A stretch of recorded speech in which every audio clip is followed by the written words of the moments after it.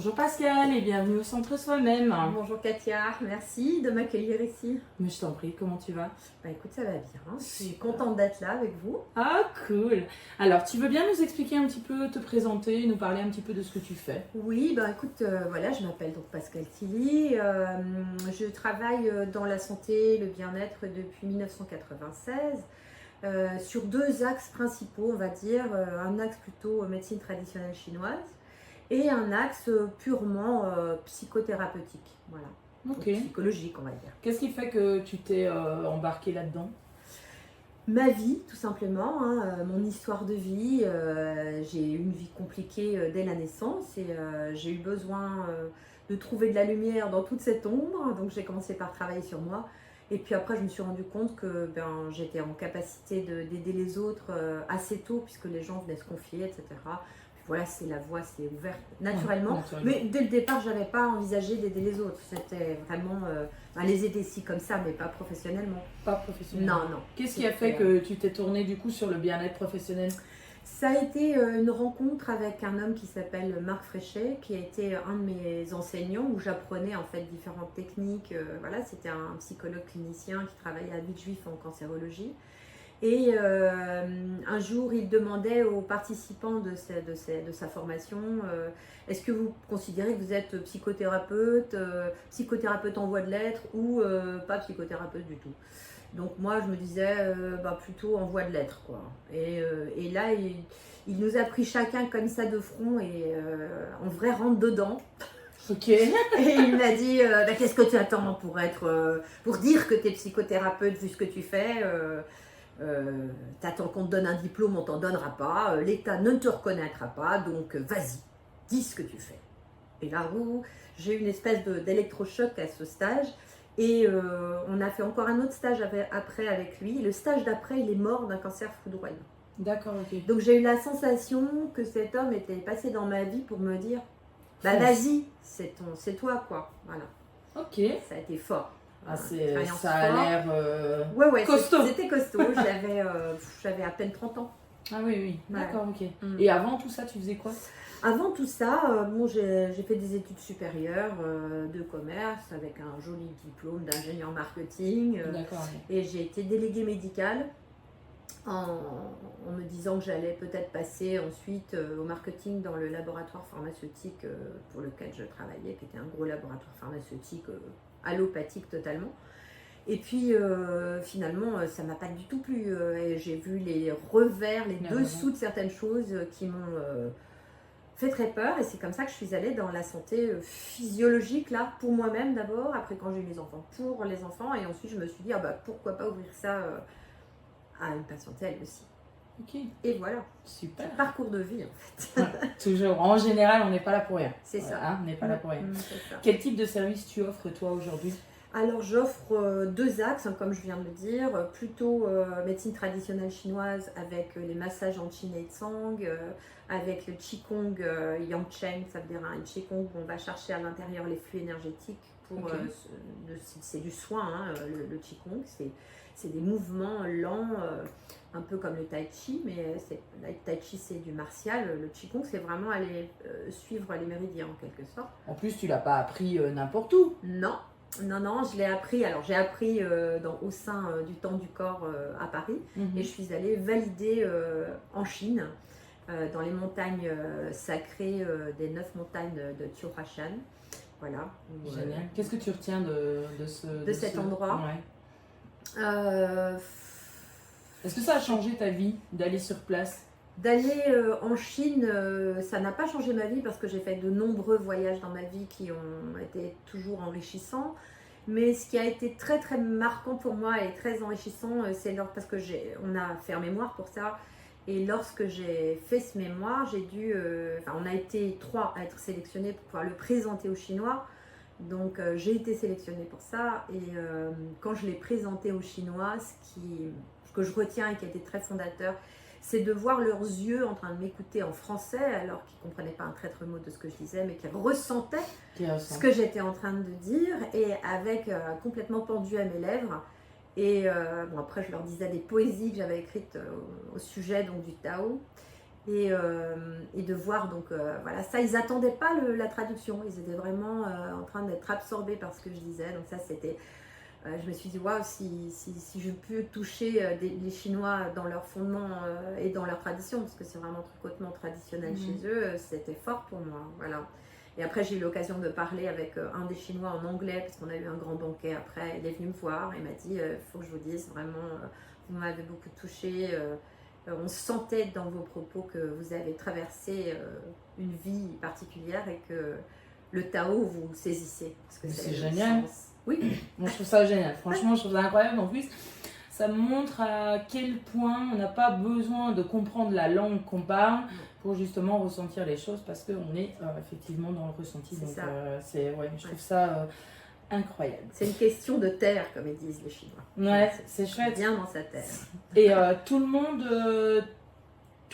peut venir te voir. Oui. Oui. Alors, dans le cadre du Qigong, c'est praticable par tout le monde, mais c'est pas souhaitable les enfants parce que il faudrait un public spécifique enfant. D'accord. Mais c'est pas mon travail à ce niveau-là. Par contre, dans le cadre de la psychothérapie, donc avec l'art-thérapie et tout ça, oui, là c'est plus peu importe qui en fait. Ok. Tu penses que les gens, quelles sont les personnes qui sont plus adeptes à venir te voir? Tu veux dire les gens qui viennent le plus me voir au niveau du créneau d'âge ou des choses comme ça? Pas spécialement peut-être. Est-ce que tu rencontres plutôt des gens qui ont directement un problème et donc qui viennent chez toi pour que tu les aides à solutionner ça? Oui. Ou c'est plutôt un peu monsieur, madame, tout le monde? Comment est-ce que tu vois les choses? C'est monsieur et madame tout le monde qui a des problèmes. Oui. En fait. Oui, c'est vrai. Oui. En fait, c'est monsieur et madame tout le monde. Moi, je n'ai pas une patientèle de psychiatrie. Oui, voilà. Non, tout à fait. Ça c'est vraiment le psychiatre, voire les psychologues, mais c'est pas mon. Moi, c'est plus des gens. Est-ce que tu peux, pour certaines personnes qui connaissent pas la différence entre ton travail, entre la psychothérapie, c'est juste, et un psychiatre ou un psychologue justement, c'est quoi la différence pour certaines personnes qui, tu vois? Alors, je remets un petit peu la pendule à l'heure. On ne peut plus dire aujourd'hui psychothérapeute. J'ai été psychothérapeute pendant longtemps, mais en France, pour être psychothérapeute aujourd'hui, il faut avoir fait un certain nombre d'heures de psychopathologie. D'accord. J'en ai fait beaucoup, mais je n'en ai pas fait suffisamment pour pouvoir prétendre au titre. Et surtout, il fallait faire un stage...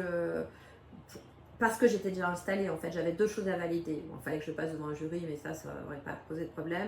Il aurait fallu que je fasse un peu plus de psychopathologie et surtout que j'aille faire un stage en hôpital psychiatrique. Et je ne voulais pas le faire. D'accord. C'était inenvisageable pour moi. Ça me terrorisait, l'idée d'être enfermée dans un endroit avec des gens qui n'étaient pas stables, ou qui étaient en train d'être médiqués. Et là, ça m'aurait perturbée personnellement de les voir dans cet état. Donc j'étais pas en capacité à l'époque, donc j'ai refusé de valider mon titre et donc je me suis sortie de ça. Et voilà, donc maintenant c'est plutôt psychopraticienne. Là j'ai le droit.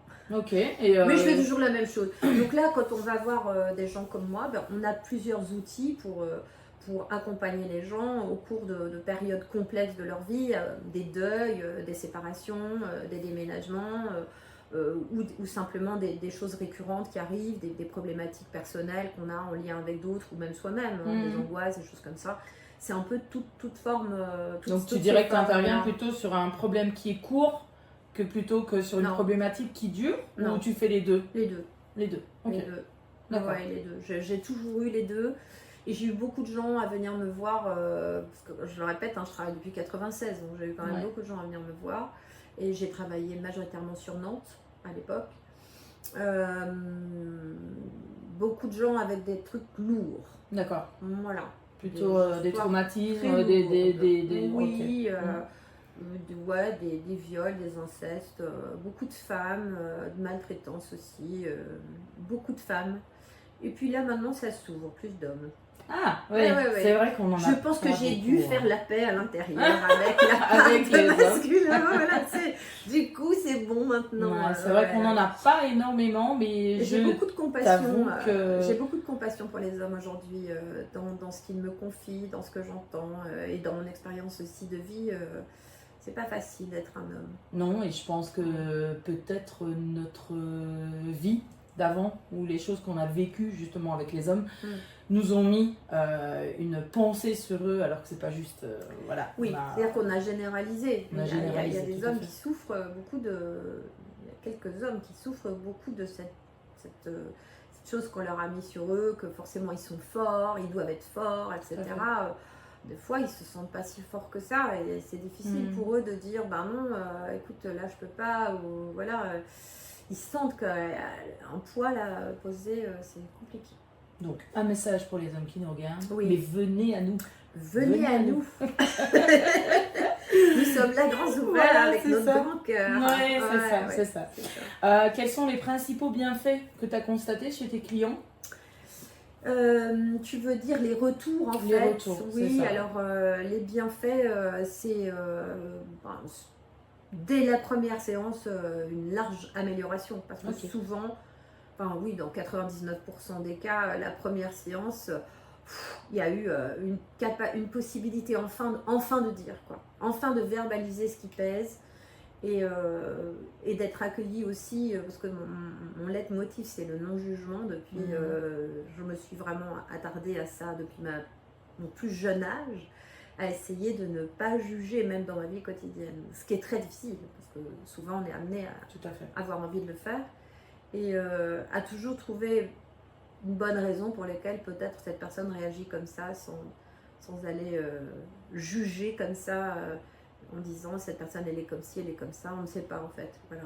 Et donc je pense que dans cette dynamique-là d'accueil, bien, les gens le perçoivent et quand ils viennent, ben, on me l'a dit souvent, on ne se sent pas jugé. Hein, voilà. Donc du coup on est... C'est important. Oui, c'est important. Des choses simples qu'on m'a pu me dire après être venu me voir de manière récurrente. Il m'arrive souvent de dire aux gens mais c'est pas grave. Et quand je dis ça, je pèse vraiment mes mots, c'est pas grave. Parce que souvent, on est dans une dynamique de vie, tout est compliqué, et ça devient très grave pour nous. On le voit comme grave. Mais quand on peut dire à une personne, ce n'est pas grave, d'un seul coup, ça sonne à l'intérieur. Et le ballon se dégonfle. Et la chose est plus facile à vivre. Et plus facile à résoudre aussi. Donc, Voilà, tu dirais que tu facilites... Je facilite la vie, c'est le joliment regard des dit, gens. mais c'est vrai. Je facilite la vie pour un nouveau regard sur sa propre vie, je crois. Oui, Je pense que c'est les bons mots. oui, je pense aussi, c'est ça. Est-ce que tu as des histoires, des anecdotes, quelque chose que tu aimerais partager avec nous? Alors, j'ai une anecdote incroyable. Moi, j'appelle ça un vrai miracle. Ok, cool. Alors, c'était... je donnais des cours de rêve éveillé libre. Donc ça, c'est quelque chose que je pratique en cabinet. Et donc dans le processus, on fait allonger la personne, on la relaxe d'une certaine manière. Une fois qu'elle est en état sophroluminal, on appelle ça, donc, voilà, presque à s'endormir, on lui propose de laisser aller les images. Et alors moi, mon travail, c'est à partir du corps. Sauf dans des cas particuliers où on me demande des choses, mais sinon c'est à partir du corps. Donc des endroits qu'on ressent différemment dans son corps, etc. Et cette personne qui allait pratiquer le rêve éveillé libre, était une personne qui avait eu un AVC et c'était une patiente à moi. Et consécutivement à l'AVC, ça faisait 4 ans que son AVC avait eu lieu et elle marchait mais vraiment petits pas. C'est une personne qui avait 45 ans à peu près, elle marchait vraiment, elle ne pouvait pas marcher. Elle avait des séquelles de son AVC. Quoi. Voilà, les séquelles d'AVC c'était ça. La médecine disait que bon, bah, au bout de 4 ans, malgré la rééduque et tout ça, elle ne retrouverait pas la marche normale. Voilà. Et je fais faire donc un rêve éveillé libre. Et enfin, je ne le fais pas faire, je le fais faire à un de mes élèves. Mais je suis là à côté. Donc la personne est un petit peu embêtée à un moment donné, m'appelle. Donc je suis là, donc je l'aiguille. Je lui dis dans l'oreille un peu ce qu'elle doit lui dire.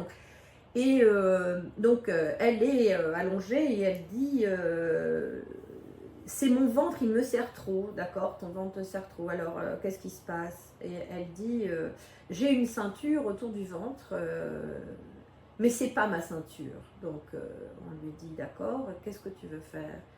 Elle dit je veux l'enlever. Donc on attend un peu et on lui demande qu'est-ce qui se passe maintenant. Elle dit j'essaie de l'enlever. Bon, ça prend du temps, elle finit par enlever la ceinture. Là on lui dit maintenant qu'est-ce qui se passe? Elle dit ah mais moi il me manque une ceinture. Bon alors Elle retourne dans son... Bon, maintenant, qu'est-ce qui se passe? Elle dit, je remets une ceinture, mais elle est rose, c'est ma ceinture. Très bien, remet sa ceinture rose. Tout va bien. Et puis voilà, on arrête le rêve. Et puis quand elle a mis sa ceinture, on entend voilà, une espèce de soulagement. Voilà, ok, bon.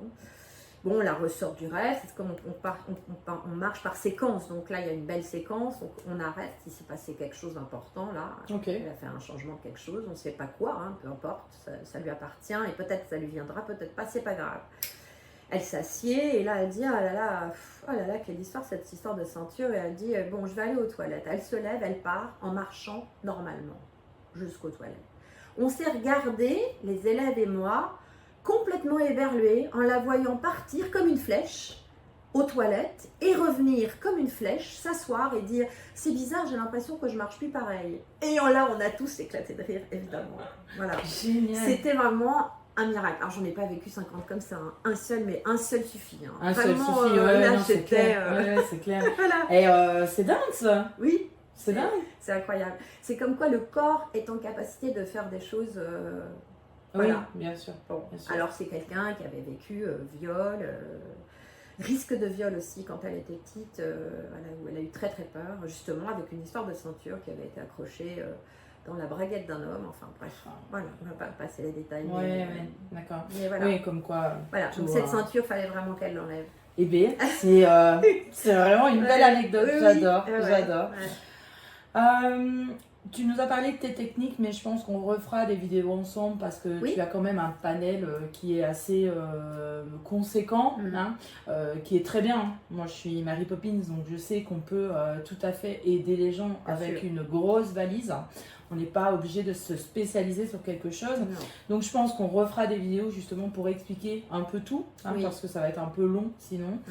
Donc je vais plutôt te demander comment tu adaptes tes services aux besoins spécifiques des individus. Vu que tu as une grosse mallette, comment est-ce que tu fais pour te dire ok, c'est tel et tel, parce que quelqu'un peut peut-être venir te voir pour une méditation et au final tu vas te rendre compte que ben non, vous n'avez pas besoin, je peux peut-être vous proposer autre chose. Comment est-ce que tu en arrives là à un moment donné? Est-ce que les gens le prennent bien?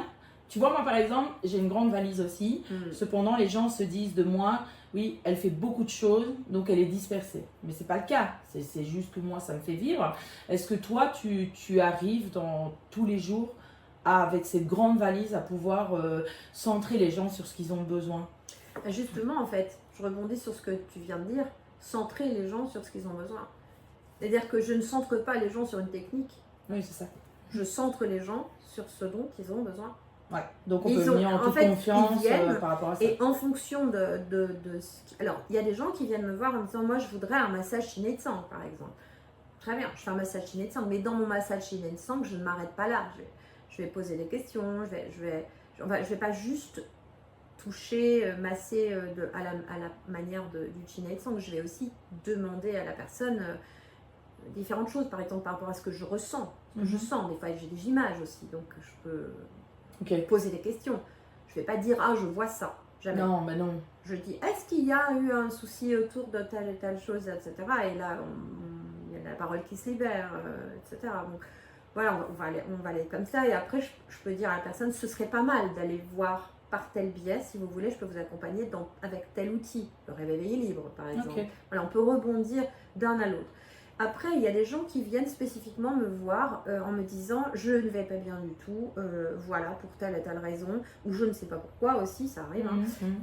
Voilà, est-ce que vous pouvez m'accompagner? Donc, je vais poser des questions, voir si moi aussi je sens que le lien peut se poser entre la personne et moi. Pourquoi je parle de lien? Parce que il faut savoir qu'en fait, la technique, c'est pas très intéressant finalement. Oui, non, c'est plutôt ce que tu ressens. C'est surtout le lien. C'est-à-dire que dans une psychothérapie, et là je parle de psychothérapie vraiment, ce qui va permettre le soin à la personne, c'est le lien à 75%. Ça, c'est un truc scientifique, posé, avéré. On le sait, on l'apprend quand on fait de la psycho. 75% du soin repose sur le lien posé entre le thérapeute et son patient. Donc ça veut dire qu'il nous reste pas grand chose pour faire une technique, enfin pour que la technique soit utile. Et si tu ne ressens pas ce lien, tu arrives, tu le fais pas. Non, je vais dire à la personne, bah, il vaut mieux que vous alliez voir quelqu'un d'autre. Ok. Voilà. Après, il y a aussi toutes les histoires, mais ça, on l'apprend en psycho, et ça, c'est vrai qu'en tant que thérapeute, c'est important de savoir, toutes les histoires de transfert, de contre-transfert, Oui, bien sûr, de tout à fait. ressentir la chose. Est-ce que je vais être, par exemple, si je sens pas, enfin, si je vais forcément sentir quelque chose, Oui, moi, au tout à départ, fait. mais en fonction de ce que je ressens, est-ce que je vais être capable de gérer ce contre-transfert ou pas? Si ça a été bien travaillé, oui. Si ça n'a pas été bien travaillé, ben, tu retournes voir un psy. Hein, Ouais, tout à fait. tu dois travailler ce contre-transfert parce que c'est pas soldé. Ouais, moi, je sais de quoi tu parles maintenant. Je pense qu'on va refaire plusieurs petites vidéos Ouais. pour expliquer plein de termes aussi Oui. qui peuvent alors soit faire peur parce qu'on ne les comprend pas, Oui. soit faire peur parce que c'est inconnu. Oui. Donc je pense qu'il faut libérer cette parole. Oui, ce sont des et se termes dire, techniques. Voilà, ce sont des termes techniques. Après, mais moi, ils sont sacrément ils avérés. sont sacrément avérés, ça je suis d'accord avec toi. Après, Oui. moi j'ai fait un stage d'1 année chez un psy, Oui. donc voilà, je sais de quoi tu parles, mais Oui. j'avoue que des fois, c'est pas toujours évident pour les gens qui nous regardent.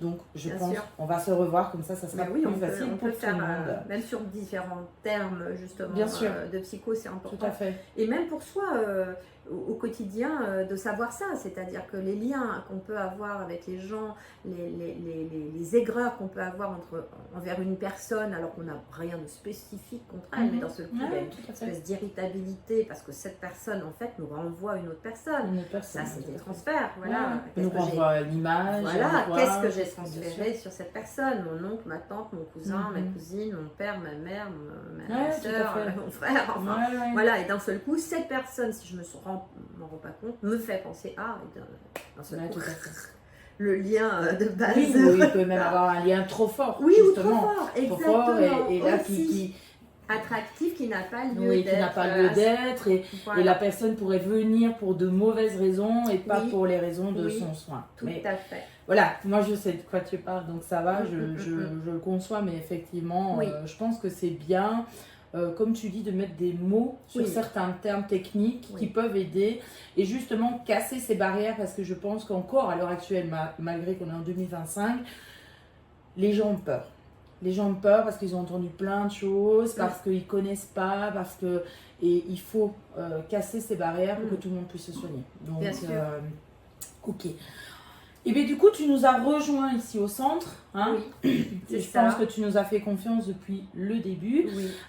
Pourquoi tu as choisi de donner des prestations ici? Alors déjà parce que j'aime bien l'idée de donner une prestation dans un endroit où il y a plusieurs intervenants.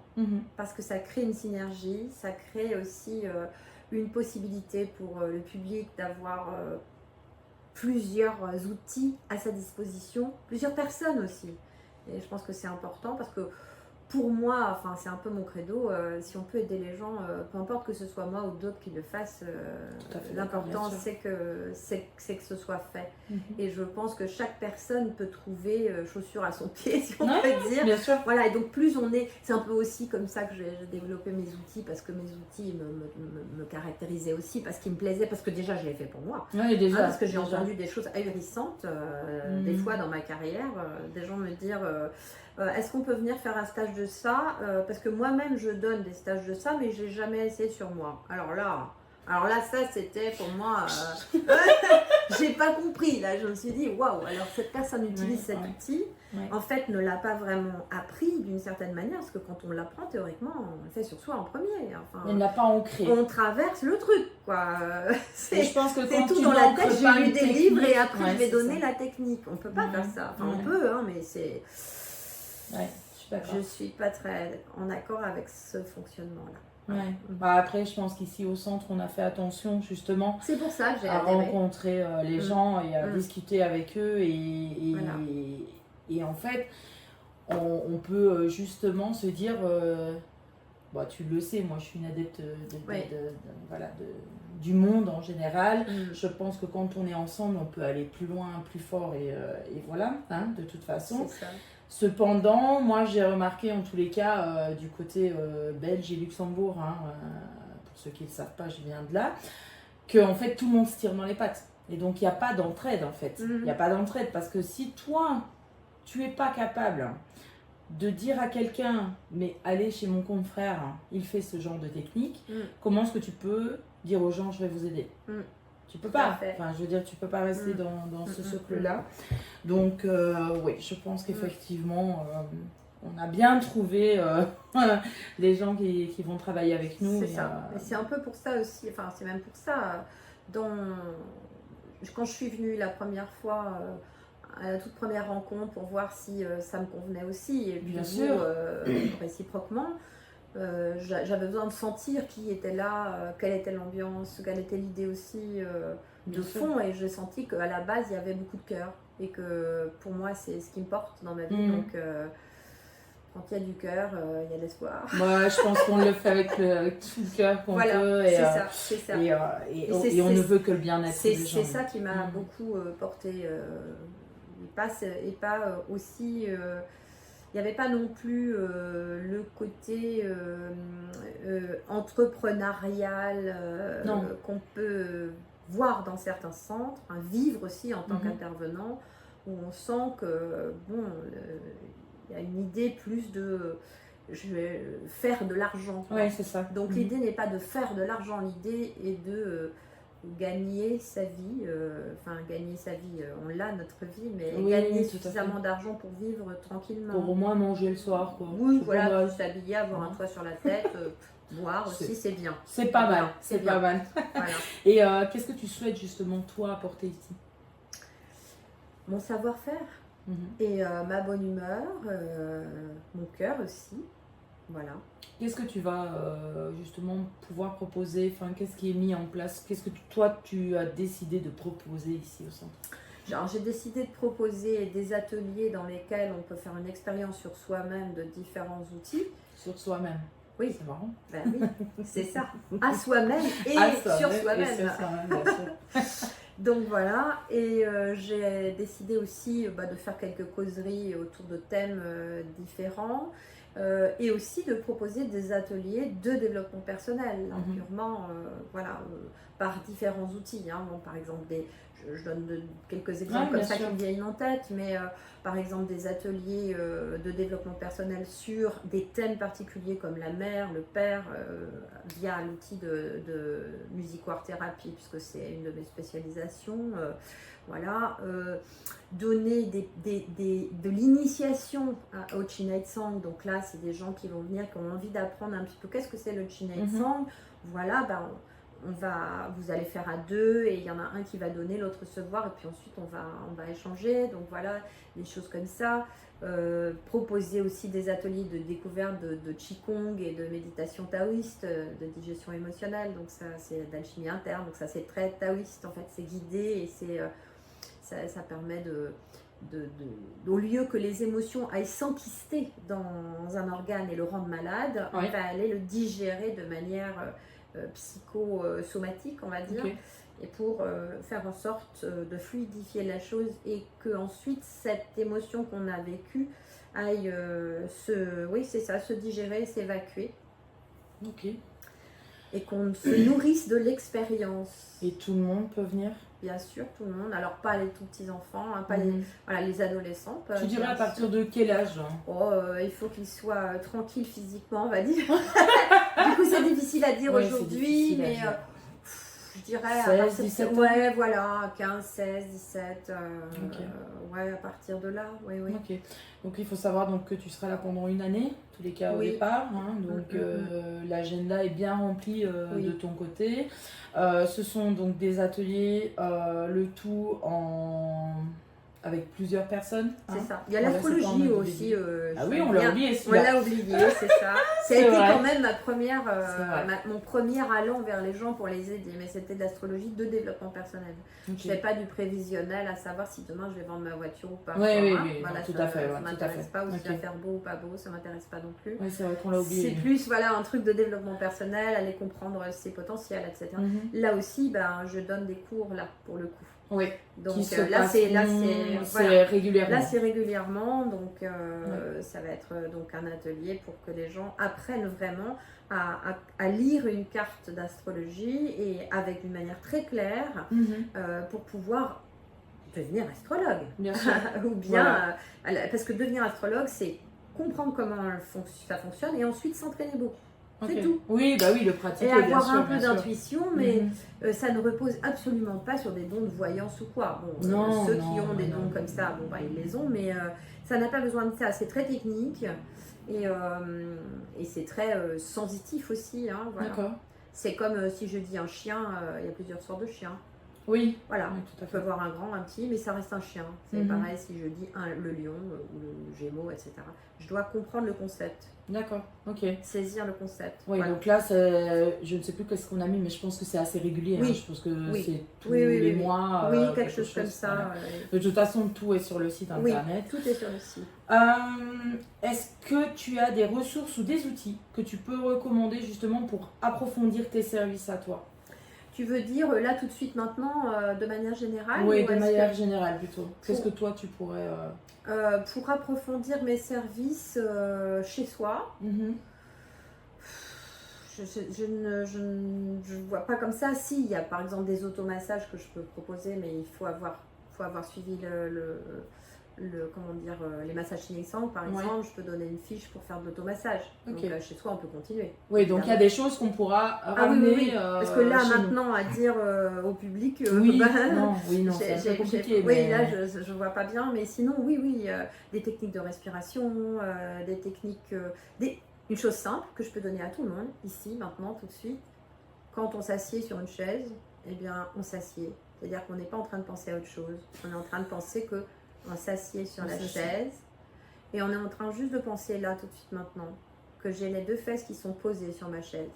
C'est compliqué, que mon ça. corps est posé sur ma chaise, que mon dos repose sur mon dossier.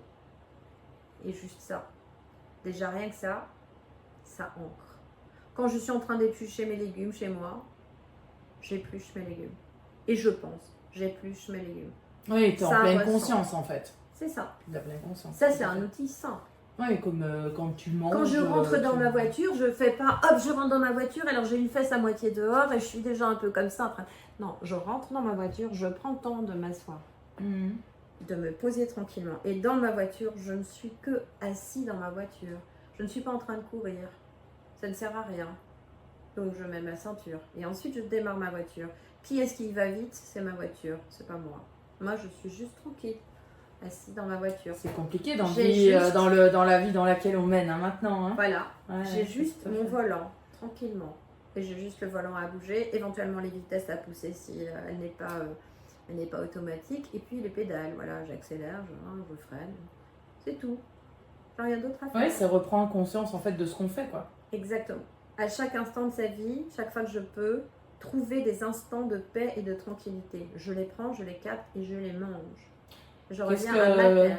Alors moi, je vais rebondir sur plein de choses. Hein. C'est surtout comment est-ce que tu peux faire autant de pleine conscience dans un monde à 3000 à l'heure et géré par justement tout ce qui est informatique, quoi.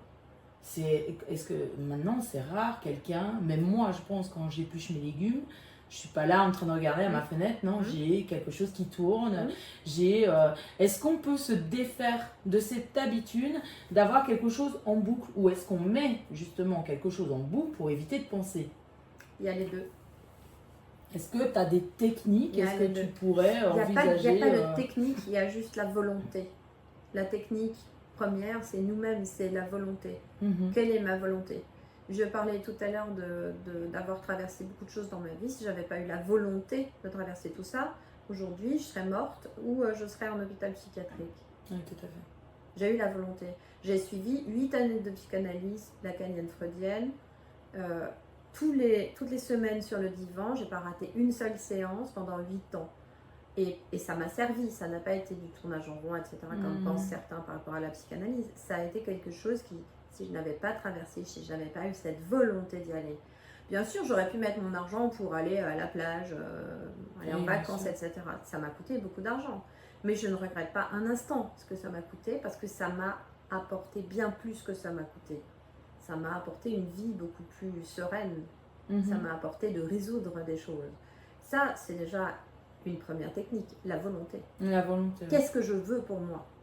Qu'est-ce que tu pourrais dire aux gens, justement, tu sais, on entend beaucoup, hein, oui, mais c'est cher, une séance, oui, un atelier, c'est cher. Ben, je Qu'est-ce peux que tu juste peux dire aux répondre, gens, je peux juste répondre, est-ce que tu vaux pas cher, toi, ou est-ce que tu vaux cher, toi? Oh, joli. Ah, c'est pas mal ça. C'est pas mal, je retiens. J'aime Ah beaucoup.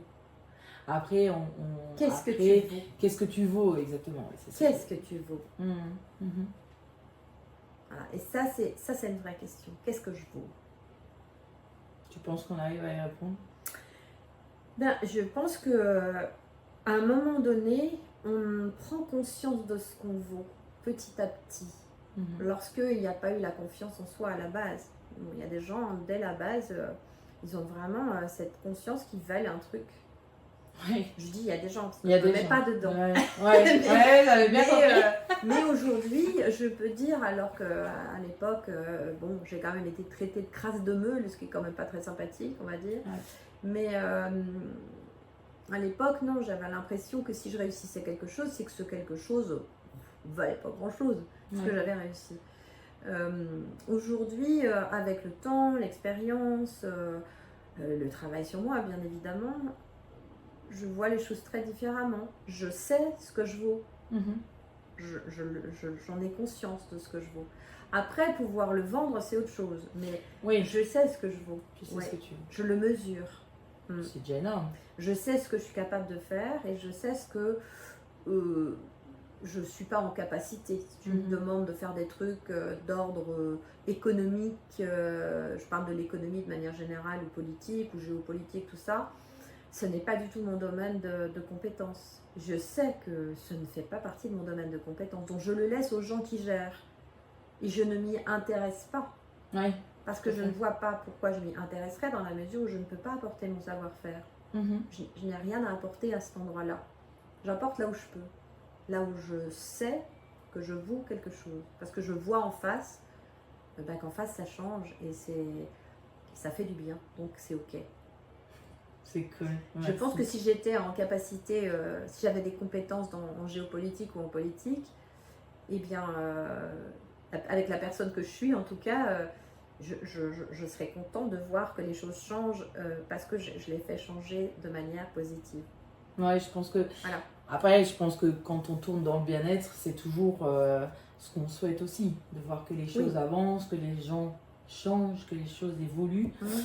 Et d'ailleurs, pour te rencontrer, pour te contacter, pour en savoir un petit peu plus, c'est quoi, comment tu préfères qu'on te contacte? Comment est-ce que tu préfères que les gens viennent à toi? Moi, j'aime bien qu'on m'appelle ou qu'on m'envoie un message par SMS, voilà, ou sur Messenger via mon Facebook, hein, voilà. Okay. C'est quoi le Facebook, c'est Pascal Tilly, donc mon nom et mon prénom. Alors j'ai ma page, hein, c'est Pascal Tilly, cabinet Pascal Tilly, donc voilà. Ok. Et sinon, j'ai mon site aussi, hein, donc www.pascaltilly.fr. Okay. Et là-dessus, on peut me contacter aussi, voilà. De toute façon, mais on donnera toutes les coordonnées. Je préfère, quand on a besoin d'explications, etc., évidemment, je préfère qu'on me téléphone. Parce que par écrit, c'est bien plus compliqué. Bien sûr, puis la compréhension de ce que tu écris et de ce qui est compris, bien sûr. Déjà, et puis je préfère qu'on m'appelle aussi pour prendre rendez-vous. Alors aujourd'hui, je me rends compte que beaucoup de gens prennent rendez-vous par SMS. Donc ça prend un temps fou de répondre par SMS pour un rendez-vous parce que, ah oui, tel jour, mais à quelle heure est-ce que vous pouvez alors qu'un coup de téléphone. Alors que par un téléphone, on a chacun nos agendas, hop, en 2 minutes c'est réglé, et voilà. C'est plus simple. Et ben, donc super. Je préfère. Eh ben super. Voilà. Et bien écoute, je te remercie Pascal. On avec se dit à plaisir. bientôt. Oui Katia, avec plaisir. Allez, bonne journée. Merci.